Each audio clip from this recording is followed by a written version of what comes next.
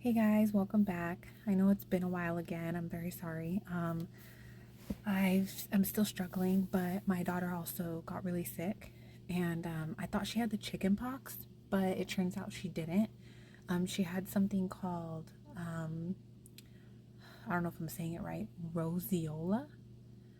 So she got like a really intense fever off, like she had a fever for almost 3 days, and it would get really intense during the nighttime. And then, but she had no other symptoms. So it was like weird. And she had a little bit of diarrhea. Sorry, TMI. And then, as soon as the fever went away, the next day she started getting these red bumps, like red spots on her. And they started spreading. And I was like, oh my God, what if she has the chicken pox? And then I started looking it up, blah, blah, blah. But it wasn't like progressing in the way that it says online. So I thought maybe she just had a mild case. But then all of a sudden, a day later, the spots started fading away. And I was like, okay, that's weird. And my mother in law and my mom were both like, I don't think she has chicken pox. And I was like, okay, well, I thought maybe she just had a mild case, you know. But they were like, I don't know. So I Googled some more and I found out exactly what happened to my daughter was this thing called roseola. Um, it's exactly how it sounds. Roseola. You can just Google it real quick. But, anyways, I guess it happens. I found out from my best friend that her son had it when he was 6 months. Her husband had it when he was a baby. So, and Google says that it's something that happens to kids. So I was like, okay, well, I've never heard of it. So I was kind of like, oh, wow.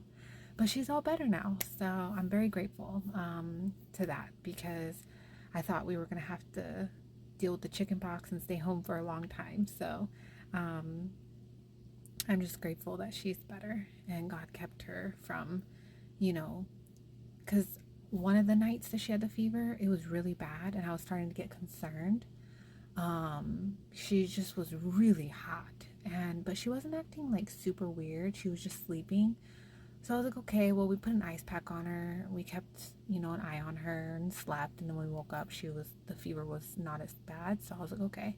So I'm just glad that we didn't have to go to like the hospital or anything. And I was able to sleep without worrying because I know deep down in my heart that if while I'm sleeping, that there's truly a concern for my daughter and like her fever was worrisome and I needed to take her to the doctor or the hospital, I have full confidence that God would wake me up and in some way and make it known to me like, hey, this is concerning. You should take her to the hospital. I really do. I have confidence that God would do that. And so, yeah, I was a little concerned, but we gave her an ice pack and put it on her back and head. And she liked that while she was sleeping. You could tell she was like, like making noises. But then when she would wake up, she would get mad. But as soon as she fell asleep again, I put it back on her. But I wasn't like overly concerned because I knew deep down in my spirit that I had confidence that if it was truly like while I was sleeping, like while me and my husband were sleeping, if she needed to go to the hospital, I knew deep down that God would like make that known. So I was able to sleep just fine because I also wasn't feeling well. I don't know if I got like a little bit of what she had or what. It's hard to say, but I had a headache. I was exhausted and just not myself. But I'm feeling better today, and so is she. So we're on the mend. So thank God. But real quick, I wanted to share something. So I was praying right now while this was loading, and I was telling God I don't know what I want to talk about today because I do that sometimes. I'm not sure what I want to say or talk about, and so He's like, just speak from the heart. So I'm like praying and stuff, and then I start talking about things that I'm like, oh, that would be really good to share. So I'm gonna share real quick. So as you guys know, I've been having trouble, and I've been really struggling, and um, I've been falling back into old habits. And I didn't really realize it till right now when I was praying that I finally like have God in my life and I found him and I believe in him and I trust in him and I trust what he's doing and I was doing really well. But I think on a subconscious, like deep level, what he's doing in my life, the results aren't coming in like immediately. And I think on a subconscious level, I started to fall back into other things that give me immediate comfort, like drinking soda. That's immediate comfort, immediate mood boost. Certain foods, immediate comfort and mood boost. Sleeping, a lot. That's immediate comfort because I get to sleep and I don't have to deal with anything while I'm asleep. So if I sleep a lot, that takes away from hours I'm awake where I have to deal with everything that I'm dealing with, right? And, watching videos. I've even caught myself, like with YouTube videos, just scrolling. I've even caught myself sometimes kind of wanting to listen to the old music I used to listen to. And, which is not good music. It's like not good for your soul, and your mind. And I was just like, oh man. And then I've caught myself like thinking about, reminiscing on how I used to like smoke weed and the good times I had with it before it turned really bad. And I'm just like, wow, this, like, what is going on? And I realized right now while I was praying that I think on a subconscious level, I turned to the things that I knew would give me immediate relief, immediate comfort. And because, yes, I still trust and believe in God and what He's doing in my life, but the results aren't in yet. And the storm is getting really heavy and almost too, like, it's like the more I turned to God and the more I leaned on Him and turned to Him, it felt like the worse my circumstances in my life were getting.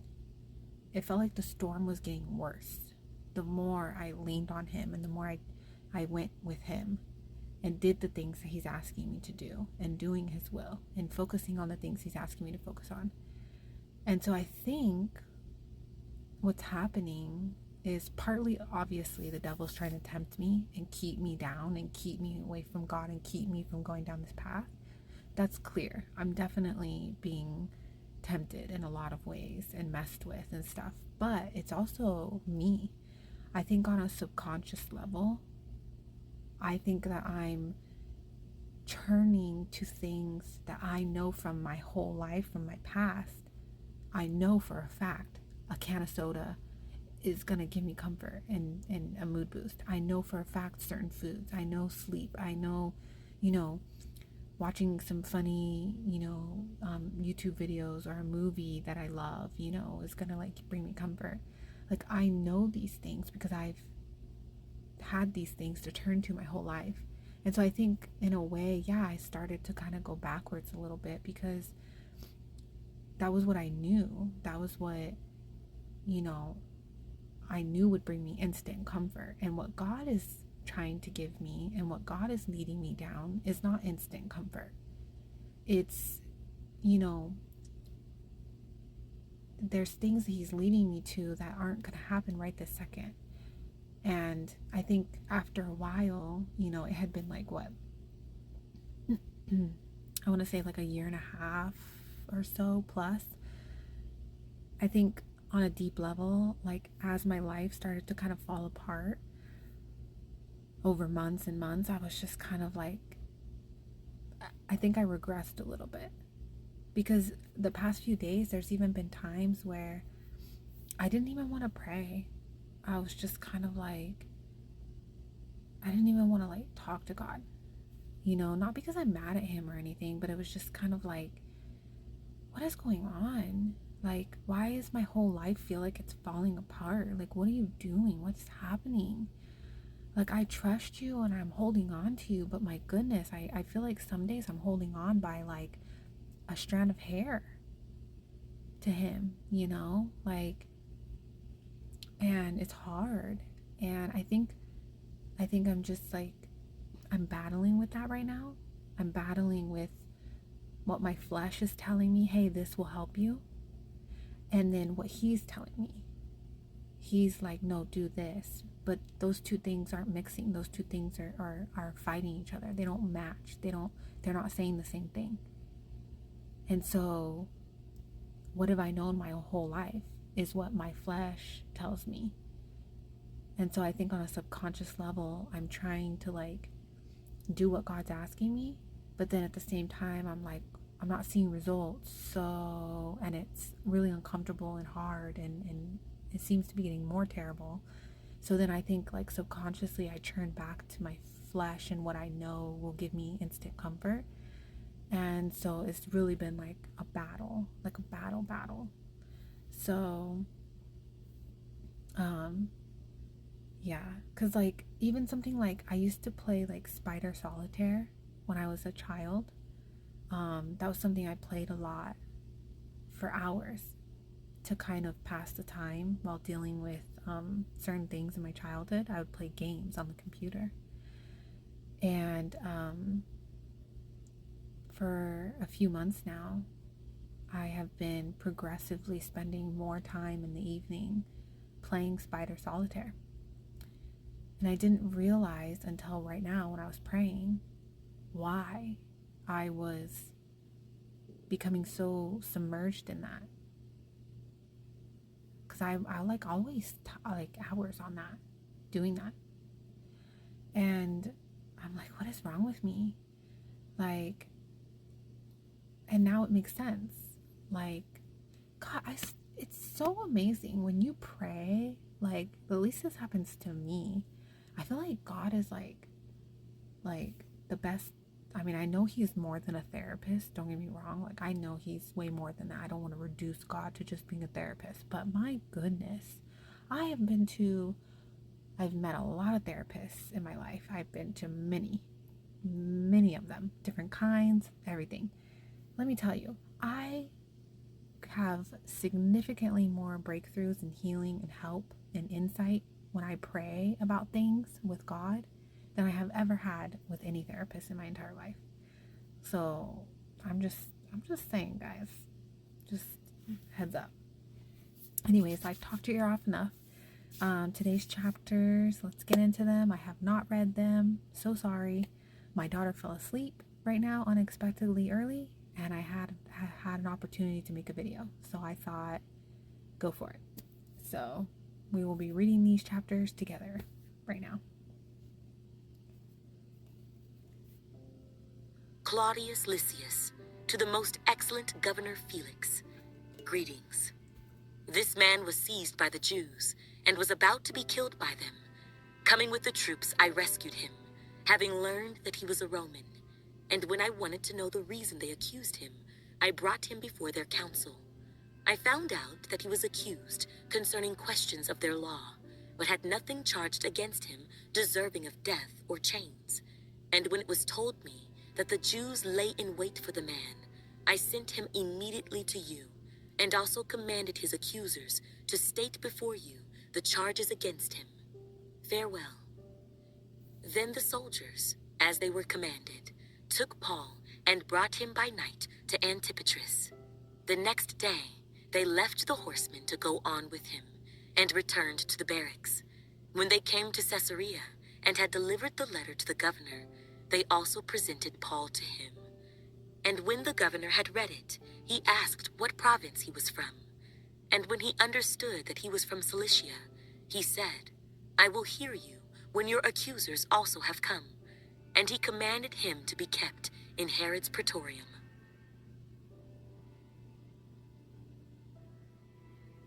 Now after 5 days, Ananias the high priest came down with the elders and a certain orator named Tertullus. These gave evidence to the governor against Paul. And when he was called upon, Tertullus began his accusation, saying, Seeing that through you we enjoy great peace, and prosperity is being brought to this nation by your foresight, we accept it always and in all places, most noble Felix, with all thankfulness. Nevertheless, not to be tedious to you any further, I beg you to hear, by your courtesy, a few words from us. For we have found this man a plague, a creator of dissension among all the Jews throughout the world, and a ringleader of the sect of the Nazarenes. He even tried to profane the temple, and we seized him and wanted to judge him according to our law. But the commander Lysias came by and with great violence took him out of our hands, commanding his accusers to come to you. By examining him yourself, you may ascertain all these things of which we accuse him. And the Jews also assented, maintaining that these things were so. Then Paul, after the governor had nodded to him to speak, answered, "Inasmuch as I know that you have been for many years a judge of this nation, I do the more cheerfully answer for myself, because you may ascertain that it is no more than 12 days since I went up to Jerusalem to worship, and they neither found me in the temple disputing with anyone, nor inciting the crowd, either in the synagogues or in the city, nor can they prove the things of which they now accuse me. But this I confess to you, that according to the way which they call a sect, so I worship the God of my fathers, believing all things which are written in the law and in the prophets. I have hope in God, which they themselves also accept, that there will be a resurrection of the dead, both of the just and the unjust. This being so, I myself always strive to have a conscience without offense toward God and men. Now after many years, I came to bring alms and offerings to my nation, in the midst of which some Jews from Asia found me purified in the temple, neither with a mob nor with tumult. They ought to have been here before you to object if they had anything against me, or else let those who are here themselves say if they found any wrongdoing in me while I stood before the council, unless it is for this one statement which I cried out, standing among them, concerning the resurrection of the dead, I am being judged by you this day." But when Felix heard these things, having more accurate knowledge of the way, he adjourned the proceedings and said, "When Lysias the commander comes down, I will make a decision on your case." So he commanded the centurion to keep Paul and to let him have liberty, and told him not to forbid any of his friends to provide for or visit him. And after some days, when Felix came with his wife Drusilla, who was Jewish, he sent for Paul and heard him concerning the faith in Christ. Now as he reasoned about righteousness, self-control, and the judgment to come, Felix was afraid and answered, "Go away for now. When I have a convenient time, I will call for you." Meanwhile, he also hoped that money would be given him by Paul, that he might release him. Therefore he sent for him more often and conversed with him. But after 2 years, Porcius Festus succeeded Felix, and Felix, wanting to do the Jews a favor, left Paul bound.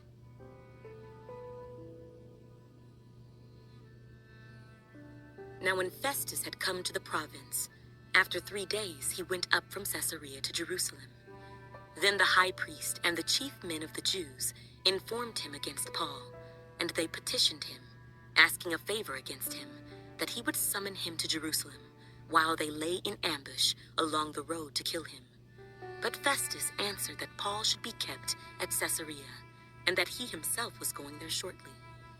Therefore, he said, "Let those who have authority among you go down with me and accuse this man, to see if there is any fault in him."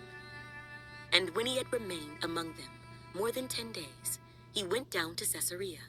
And the next day, sitting on the judgment seat, he commanded Paul to be brought.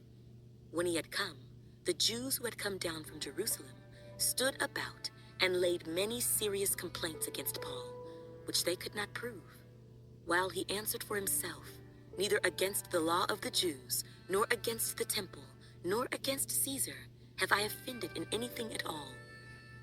But Festus, wanting to do the Jews a favor, answered Paul and said, "Are you willing to go up to Jerusalem and there be judged before me concerning these things?" So Paul said, "I stand at Caesar's judgment seat, where I ought to be judged. To the Jews I have done no wrong, as you very well know. For if I am an offender, or have committed anything deserving of death, I do not object to dying. But if there is nothing in these things of which these men accuse me, no one can deliver me to them. I appeal to Caesar." Then Festus, when he had conferred with the council, answered, "You have appealed to Caesar. To Caesar you shall go." And after some days, King Agrippa and Bernice came to Caesarea to greet Festus. When they had been there many days, Festus laid Paul's case before the king, saying, "There is a certain man left a prisoner by Felix, about whom the chief priests and the elders of the Jews informed me, when I was in Jerusalem, asking for a judgment against him. To them I answered, 'It is not the custom of the Romans to deliver any man to destruction before the accused meets the accusers face to face, and has opportunity to answer for himself concerning the charge against him.' Therefore, when they had come together, without any delay, the next day I sat on the judgment seat and commanded the man to be brought in. When the accusers stood up, they brought no accusation against him of such things as I supposed, but had some questions against him about their own religion and about a certain Jesus who had died, whom Paul affirmed to be alive. And because I was uncertain of such questions, I asked whether he was willing to go to Jerusalem and there be judged concerning these matters. But when Paul appealed to be reserved for the decision of Augustus, I commanded him to be kept till I could send him to Caesar." Then Agrippa said to Festus, "I also would like to hear the man myself." "Tomorrow," he said, "you shall hear him." So the next day, when Agrippa and Bernice had come with great pomp, and had entered the auditorium with the commanders and the prominent men of the city, at Festus' command, Paul was brought in. And Festus said, "King Agrippa, and all the men who are here present with us, you see this man about whom the whole assembly of the Jews petitioned me, both at Jerusalem and here, crying out that he was not fit to live any longer. But when I found that he had committed nothing deserving of death, and that he himself had appealed to Augustus, I decided to send him. I have nothing certain to write to my lord concerning him. Therefore I have brought him out before you, and especially before you, King Agrippa, so that after the examination has taken place, I may have something to write. For it seems to me unreasonable to send a prisoner and not to specify the charges against him."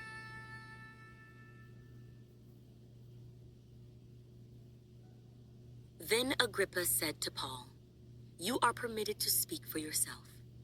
So Paul stretched out his hand and answered for himself, "I think myself happy, King Agrippa, because today I shall answer for myself before you concerning all the things of which I am accused by the Jews, especially because you are expert in all customs and questions which have to do with the Jews. Therefore I beg you to hear me patiently. My manner of life from my youth, which was spent from the beginning among my own nation at Jerusalem, all the Jews know.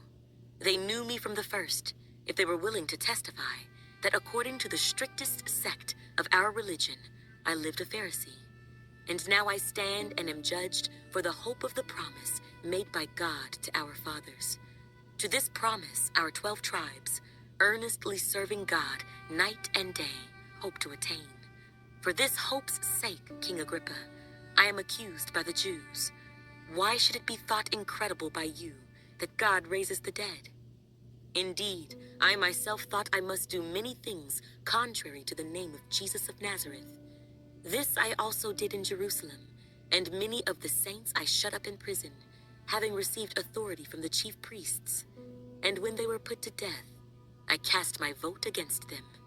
And I punished them often in every synagogue, and compelled them to blaspheme. And being exceedingly enraged against them, I persecuted them even to foreign cities. While thus occupied, as I journeyed to Damascus with authority and commission from the chief priests, at midday, O king, along the road I saw a light from heaven, brighter than the sun, shining around me and those who journeyed with me. And when we all had fallen to the ground, I heard a voice speaking to me and saying in the Hebrew language, "Saul, Saul, why are you persecuting me? It is hard for you to kick against the goads." So I said, "Who are you, Lord?" And he said, "I am Jesus, whom you are persecuting. But rise and stand on your feet, For I have appeared to you for this purpose, to make you a minister and a witness, both of the things which you have seen and of the things which I will yet reveal to you. I will deliver you from the Jewish people, as well as from the Gentiles, to whom I now send you, to open their eyes, in order to turn them from darkness to light, and from the power of Satan to God, that they may receive forgiveness of sins and an inheritance among those who are sanctified by faith in me. Therefore, King Agrippa, I was not disobedient to the heavenly vision, but declared first to those in Damascus and in Jerusalem, and throughout all the region of Judea, and then to the Gentiles, that they should repent, turn to God, and do works befitting repentance. For these reasons the Jews seized me in the temple and tried to kill me. Therefore, having obtained help from God, to this day I stand, witnessing both to small and great, saying no other things than those which the prophets and Moses said would come, that the Christ would suffer, that he would be the first to rise from the dead, and would proclaim light to the Jewish people and to the Gentiles. Now as he thus made his defense, Festus said with a loud voice, Paul, you are beside yourself. Much learning is driving you mad. But he said, I am not mad, most noble Festus, but speak the words of truth and reason.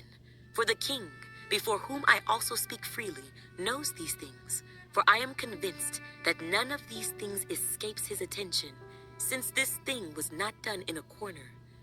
King Agrippa, do you believe the prophets? I know that you do believe.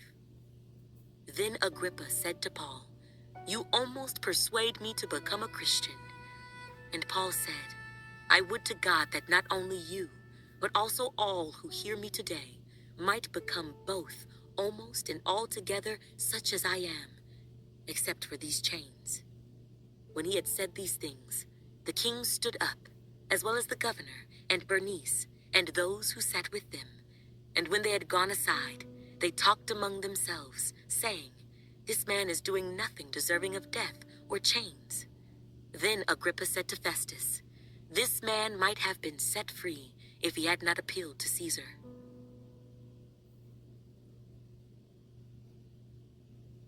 And when it was decided that we should sail to Italy, they delivered Paul and some other prisoners to one named Julius, a centurion of the Augustan regiment. So, entering a ship of Adramyttium, we put to sea, meaning to sail along the coasts of Asia. Aristarchus, a Macedonian of Thessalonica, was with us, and the next day we landed at Sidon. And Julius treated Paul kindly, and gave him liberty to go to his friends and receive care. When we had put to sea from there, we sailed under the shelter of Cyprus, because the winds were contrary. And when we had sailed over the sea, which is off Cilicia and Pamphylia, we came to Myra, a city of Lycia. There the centurion found an Alexandrian ship sailing to Italy, and he put us on board. When we had sailed slowly many days, and arrived with difficulty off Cnidus, the wind not permitting us to proceed, we sailed under the shelter of Crete, off Salmone. Passing it with difficulty, we came to a place called Fair Havens, near the city of Lasea. I don't know why, but when Paul was saying his stuff in chapter 26 or something like that, oh my goodness, I was like, I don't know, it just spoke to me so deeply. But I had a thought when he was saying about how, I don't know his exact words, but it's basically like us choosing Jesus, us choosing God, and then receiving, the inheritance that he's bestowing upon us or whatever, and forgiving us of our sins and all of that. And I kept thinking, like, how, we're receiving that inheritance, and we get to go to heaven and all this, and because of his mercy and his grace, and it's not something we earned, it's a gift he's giving us if we choose so. And it made me think of, like, my daughter, like, I give her things and want to give her so many things, like, And it's not because she has to earn it or has to do something to earn it or whatever. It's just because I love her and I want her to have, you know, gifts and things that are going to keep her safe and bring her joy and, you know, just things like that. And I think that sometimes we forget that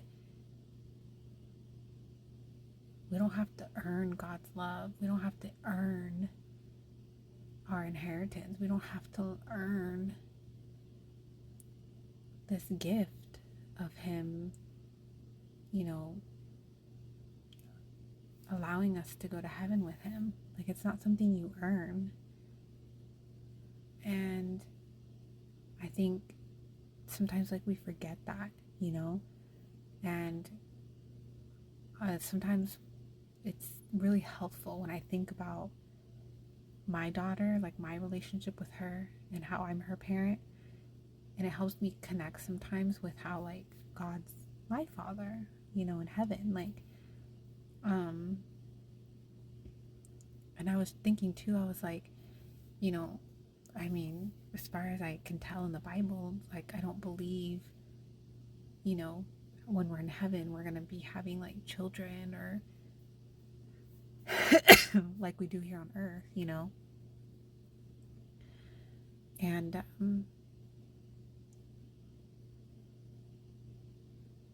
I think part of the reason that we have children here on earth and God has us, you know, reproduce this way and like live life this way, I think part of it helps us connect with Him.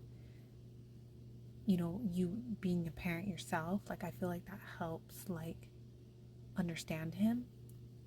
I'm not saying that someone who doesn't have a child can't understand God. That's not what I'm saying. I'm just saying, like, from my experience personally, me being a mom, being a parent has helped me connect and understand God in some ways that I don't think that I would have if I had not had a child myself. So just interesting to think about. Anyways, well, I have to go, you guys. But I'm gonna keep trying and keep working on doing better in my life. I think it really helps knowing what's going on and what's, you know, setting me back, because then I can focus on that, you know. So I'm gonna keep working, guys. So I'll see you soon. Bye.